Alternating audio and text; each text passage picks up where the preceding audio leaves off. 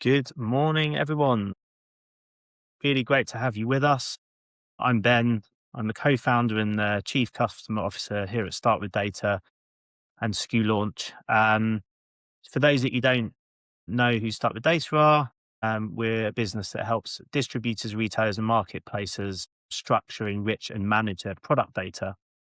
And now, with our platform SKU Launch, we're powering many of these leading brands with things like onboarding, cleaning and enriching product data and content so that they can rank higher in SEO and AEO and also improve their product discovery and search.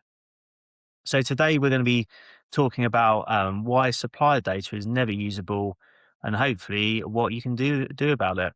So I want to start with something that I think most of us probably quietly believe but don't always say.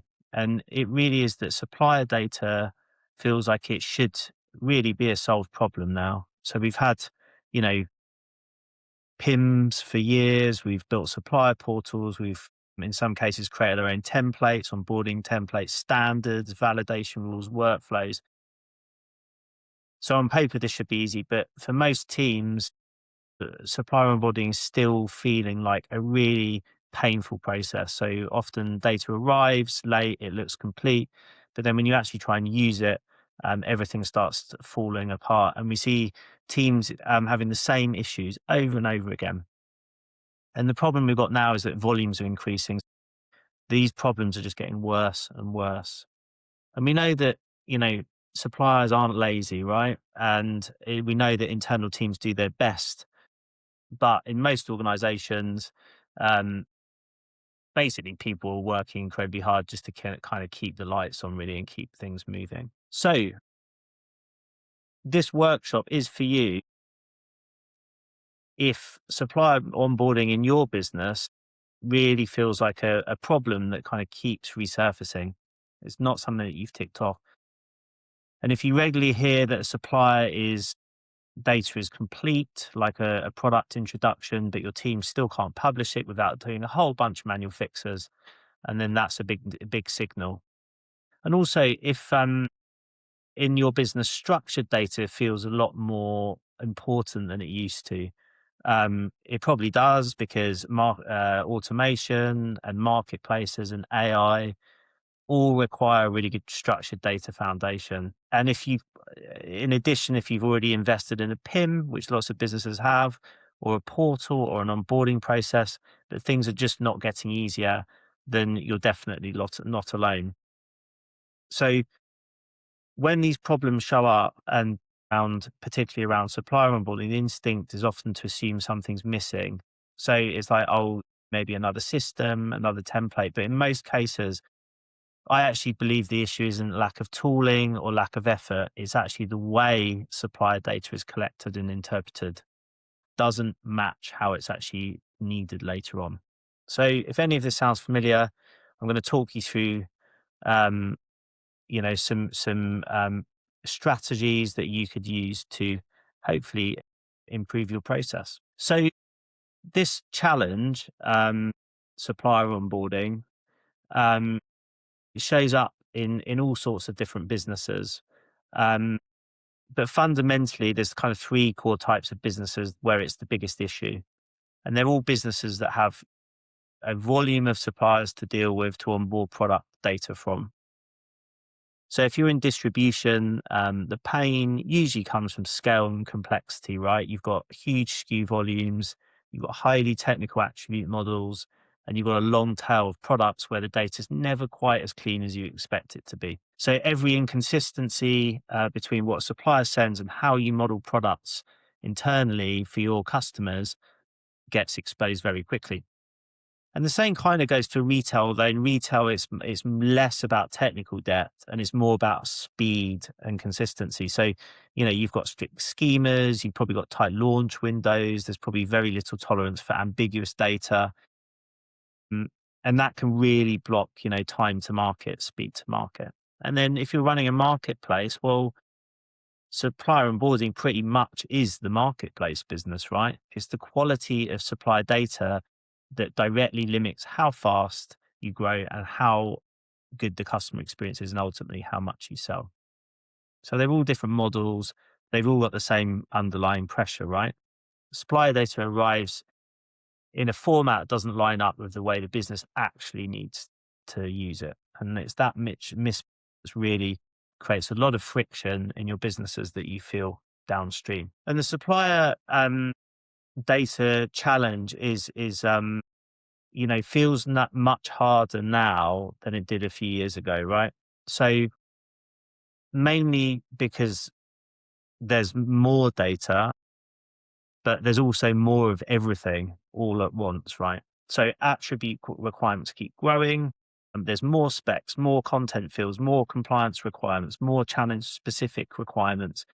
And at the same time, your supplier base itself is probably getting larger, not smaller. So hundreds, and in some cases, thousands of suppliers all operating in different levels of digital maturity. And a lot of this volume doesn't come from your biggest, most sophisticated suppliers, right? It usually comes from the long tail of your suppliers. So smaller suppliers that don't have clean product models internally, they rely on spreadsheets, PDFs, and they can't really reshape their data into a format that you as the customer is asking for. And then on top of that, onboarding speed's really important now. So getting products live fast isn't a nice to have anymore. It affects your revenue. And then if we add AI and automation into the mix, well, AI and automation only really work when data is structured and reliable in the first place. So you can see putting all of this together, right? The cracks really start to show. You have inconsistent data structures, missing specs, huge amounts of manual effort, constant rework. It's not because people are doing the wrong thing. It's usually because the systems were never designed to handle this level of complexity and the level of scale that you're throwing at them. And just building on kind of, yeah, I guess the growth of this digital footprint. I did another talk recently about um, you know the emergence of AI and product data, and one of the key things was themes in that talk was about how the breadth and scope of data is significantly increasing. So, back in the day, humans were kind of the safety net in that world of like, you know, search led commerce. So it was all about, basic attribute models, free text, PDFs. Um, and really in that world, humans could compensate really, and you could kind of survive those data issues. But today, the reality is product data is primarily consumed by machines, search engines, recommendations engines, marketplaces, comparison tools, increasingly AI, generative and answer AI. Systems don't guess now, and they don't compensate for ambiguity. So, if a key attribute is missing or poorly structured, your product just won't surface properly and your filter will break, your comparison will fail. So that's becoming a really big forefront issue. And this shift is why supplier data is suddenly feeling so much more critical than it used to, because this tolerance that for ambiguity is now disappearing, and basically the old ways that you patch these processes up is just not going to work or scale anymore. And when we've got these kind of old onboarding models, which most retailers, distributors, and marketplaces have, you start to see these bottlenecks become really obvious, right? So, if I look at a typical onboarding process, like a new product introduction process, it's not unusual to see like 10 to 15 back and forths with a supplier just to get a single product live. Someone submits data, gets reviewed, questions come back, things get tweaked. This cycle just continuously repeats itself. And often internally, teams can spend a couple of hours per SKU just verifying and fixing what's been provided. And that really adds up, right? What should be a really straightforward process turns into weeks, sometimes months. Basically, disabling your ability to launch a product in some cases. And this has a whole bunch of knock-on effects: delays, revenue pushback, um, teams spending time fixing data. There's risks around compliance and accuracy. So the important thing here is just to understand that most of these processes that happen in businesses today, most of the effort that's going into this isn't really adding any value. And it's compensating for the way that data is actually collected and the way that data is transformed in the first place. And these are the sorts of things, we work with a lot of distributors and retail businesses, and we hear the same things over and over again. Um, we don't, yeah, we say that we hear a lot of, we don't have the right system, our PIM doesn't work, all of this stuff. But fundamentally, they more say things like, complete data doesn't really mean that it's actually usable, or we keep fixing the same things over and over again. So there's a real frustration that grows within teams, that the data in many cases technically exists, but no one really trusts it, right? And then the other thing that comes up a lot is, um, where the work actually happens. So on paper, there's usually a defined onboarding workflow. The reality is most of the problem solving happens outside of that workflow, right? So you get a lot of spreadsheets being fired around, emails going back and forth, messages sent on Slack or Teams or even WhatsApp in some cases. And when we hear teams talk about systems, the language is always telling. Things like the system stores the data, but it doesn't make it usable. Things like by the time it's in the system, it's already too late. So when the systems reflect the problems instead of solving them, it often means that the underlying issues are being introduced before the data even gets into those systems in the first place. So what can we do about it? Well, if pushing suppliers harder and pushing your teams harder, or pushing yourselves, doesn't fix this, then what does? Well, when you step back and you kind of look across all those different organizations, retailers, distributors, and marketplaces, there's three things that see consistently make a difference. And these aren't necessarily tools or platforms, right? But they're principles. So the first principle is structure. So being clear about how supplier data arrives versus how it actually needs to exist internally. So that's the structure principle. The second one is usability. So this is about removing ambiguity. So suppliers and internal teams can really understand what's being asked without guessing. And then the third is automation. So this is about using systems, not for the sake of it, but to take repetitive mechanical work away from people, right? Instead of layering more manual effort on top. And these things only work together really if they're applied in the right order: structure first, then usability, and then automation. And if you try and jump straight to automation without fixing foundational stuff, you will just end up with the same problems, just at a larger scale. This is what we see many, many businesses that have implemented a PIM. They kind of expect the PIM to solve this problem. The reality, it doesn't, without a really good foundation and the usability lens. So let's dig into each of these principles in a bit more detail. So everything starts with structure, right? And I think this is the part that is often very misunderstood in the world of supplier data onboarding, right? So if you hear the word structure, you kind of think about your target schema, right? That's like the list of attributes that the products actually end up in your PIM or in your e-commerce platform. But the reality is that's only half the story, right? Because structure is really about separating two things that often get tangled together. So the first thing is how supplier data arrives. And then the second thing is how that data needs to exist internally so that it's actually useful. And in the real world, the reality is supplier data never arrives neatly, right? It never arrives neatly mapped into your model. what you get is you get spreadsheets with inconsistent columns, PDFs with specs probably buried in tables, website links with half the information missing. Length might be in one column for one supplier, might be in a free text field for another. Units vary, dimensions vary, blah, blah, blah. So the usual response is to try and kind of force alignment at the front door or the back door.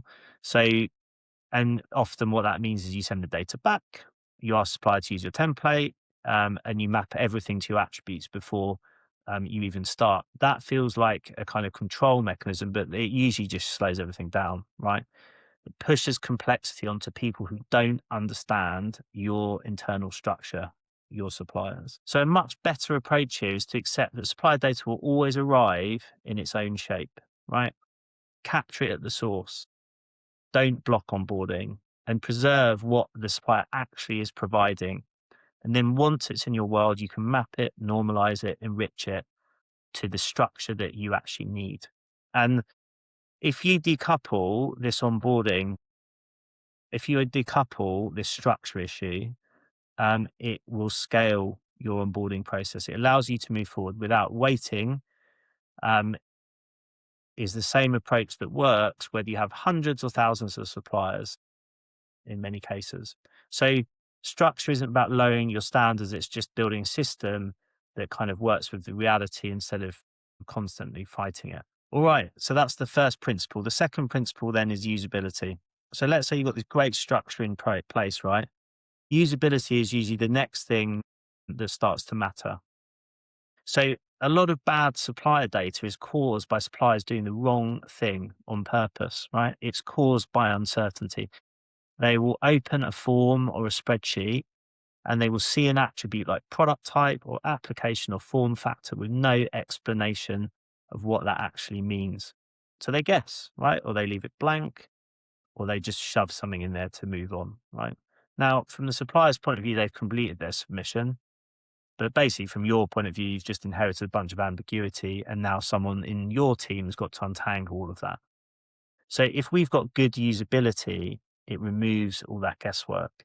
Each attribute, the source you're capturing should have a clear name, a purpose, guidance, notes at the moment the data is entered. Not, guidance buried in a PDF document that no one ever reads, but literally right there in context where the decision and the data onboarding is being done. And then also access and friction matter too. Every extra login, approval step, unnecessary click for a supplier adds resistance before any kind of data is even created. So over the time, that friction shows up as incomplete submissions and very half-baked data. And just as importantly, usability means letting suppliers work in the way they already do. So copying and pasting from Excel, uploading files, pasting text from data sheets. If you force suppliers to try and restructure everything before their data is entered or while their data has been entered, and you're going to set up a failing process. So usability isn't about lowering standards, right? It's more about making expectations clear that good data is the easiest outcome. And then finally, we've got automation. And this is the real buzz at the moment, right? With AI. Automation initiatives in this space are usually where teams hope everything will get easier. And if you automate a broken intake process, you will just amplify the same problems faster. More data coming in, no improvement in quality, more cleanup, more manual effort. So many businesses implement PIMs and solutions, comments like that, and see almost no difference in the automation side, even though the tool has been sold as an automation tool. So when automation really works, right, it's because it's focused and it's about finding the mechanical, repetitive tasks that humans just shouldn't be doing these days at scale. Normalizing units, standardizing formats, checking consistency, flagging missing values.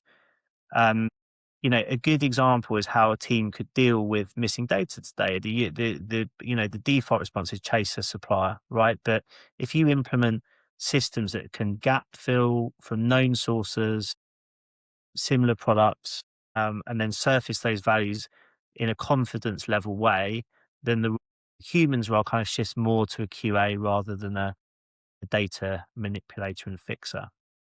So automation isn't about removing people from this process. It's about making sure people are spending their time judging what actually matters and making scale around something without all of the added friction.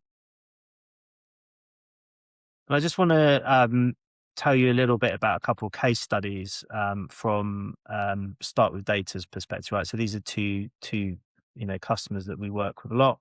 The first one is Bowens. So Bowens were a home improvement and trade retailer, building supplies retailer in Australia.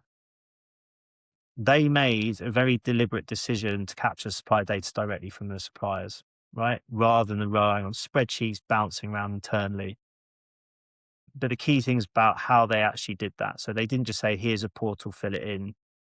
What they did is they invested in guidance, clear attribute definitions, messaging on what each field meant, validation that stopped obvious issues from ever reaching their internal teams. We removed all of that uncertainty, right? And at the same time, they're realistic. They know that every supplier can't sit there and manually fill every attribute perfectly. So they gave supplier options. They could paste data, upload what they had, or use AI tools to extract and enrich data as part of the submission process.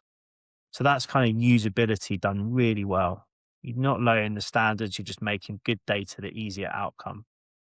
And then the second one I just want to tell you about is RS Group.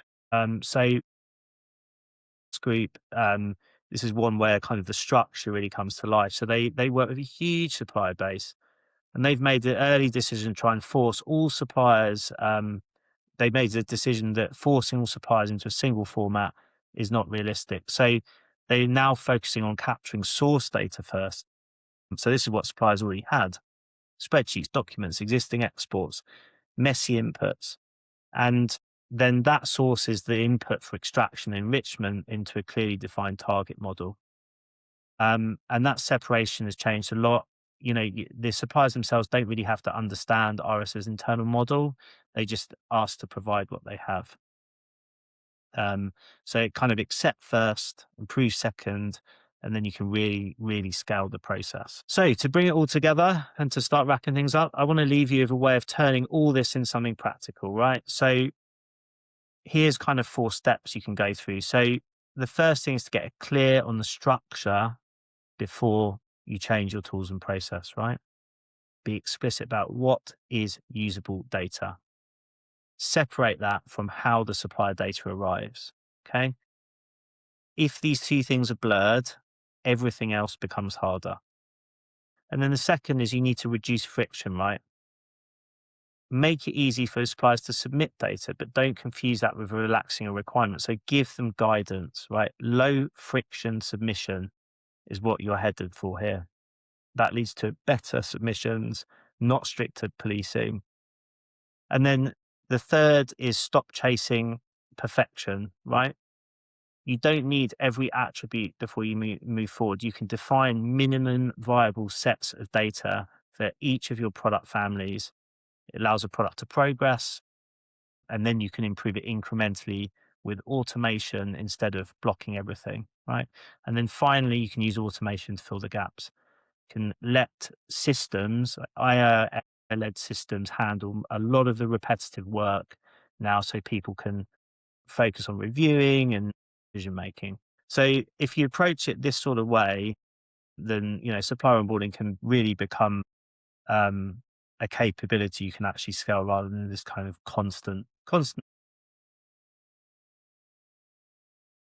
Just finishing back to where we started then, supplier data isn't broken because suppliers don't care or because your teams aren't working hard enough. It's broken because the way we bring data in doesn't match the way businesses usually need to use it. And once you separate structure from capture, and you remove ambiguity from how data is submitted, and then you wrap around automation to make repetitive work easier and take that away from people, the whole dynamic can change. You can have faster onboarding, trustworthy data, and a process that doesn't feel painful. And this is the big shift, right? And ultimately, you need structured data. So if anything I've talked through today has felt familiar, then feel free to book a call with me or get in touch on LinkedIn or over email. I'm offering a short practical session, as a discovery session, just to look at how you're currently capturing supplier data, maybe talk a bit about where you're experiencing these friction points, and you may come away from that as a better understanding of what to fix first and what can wait. So feel free to reach out and book some time in. Otherwise, please connect with me on LinkedIn, and it's been a pleasure sharing these insights this morning. Enjoy the rest of your day.